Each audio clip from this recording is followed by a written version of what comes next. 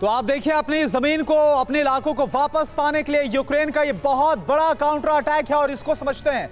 आइए इसकी पूरी डिटेल जान लेते हैं, किस तरह से इन हमलों को अंजाम दिया जा रहा है। रूस के कुल 17 ठिकानों पर यह शेलिंग की गई है। देश के पूर्वी क्षेत्र में रूसी सैनिकों के 17 ठिकानों पर जोरदार हमला यूक्रेन की तरफ से। हमलों में रूसी सैन्य उपकरणों को काफी ज्यादा नुकसान है, यह खबर सामने आई है। और साथ ही यूक्रेनी हमलों में 5 रूसी कमांड पोस्ट ध्वस्त होने का दावा भी किया गया है। इसके अलावा लुहांस्क और डोनेस्क में गोला बारूद डिपो को भी उड़ाया गया है। अब खास बात क्या है, यह समझिए। खास बात, पूरी योजना बनाकर लगभग एक साथ इन हमलों को अंजाम दिया गया, जो 17 बड़े टारगेट्स को हिट किया गया।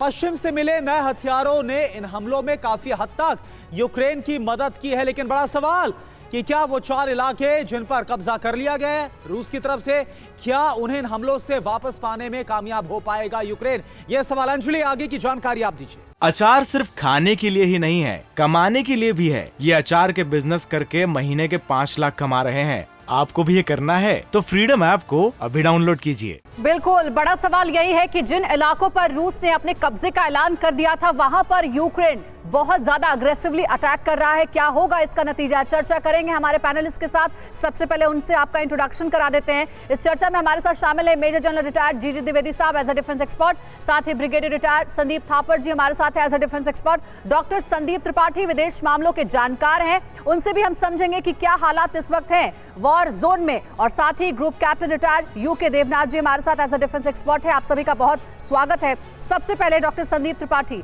आपसे शुरुआत इस चर्चा की करना चाहूंगी। हमने देखा कि लुहांस्क और डोनेस्क में अग्रेसिवली अटैक यूक्रेन की ओर से किया जा रहा है। मदद पश्चिमी देशों के हथियारों के जरिए, अमेरिका के जरिए मदद मिल रही है। लेकिन हैरानी होती है कि जिन इलाकों के लिए बाकायदा रूसी राष्ट्रपति व्लादिमीर पुतिन ने एक लेटर जारी किया अपने दस्तखत के साथ कि ये इलाके अब हमारे कब्जे में, रूस के पास है, उन इलाकों पर यूक्रेन की इतनी हिमाकत हो गई है, लगातार अटैक कर रहा है। कॉन्फिडेंस इतना कि ज़ेलेंस्की कह रहे हैं वापस ले लेंगे हम इन इलाकों को।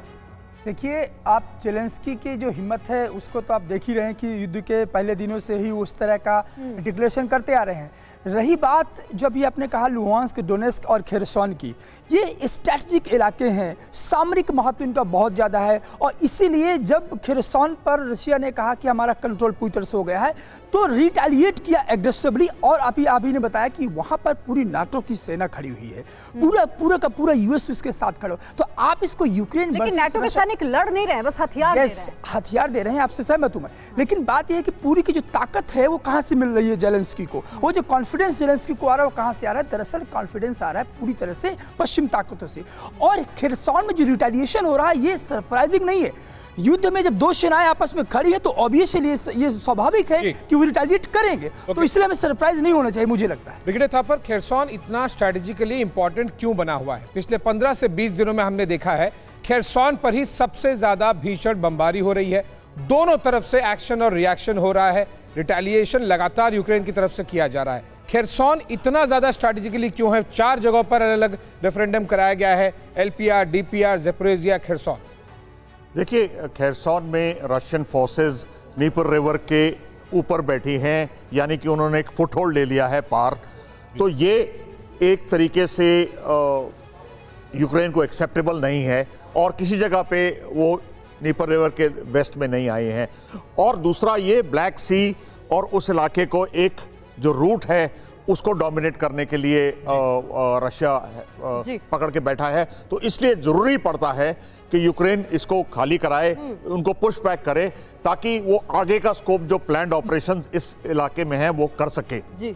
अचार सिर्फ खाने के लिए ही नहीं है, कमाने के लिए भी है। ये अचार के बिजनेस करके महीने के 5 लाख कमा रहे हैं। आपको भी ये करना है तो फ्रीडम ऐप को अभी डाउनलोड कीजिए।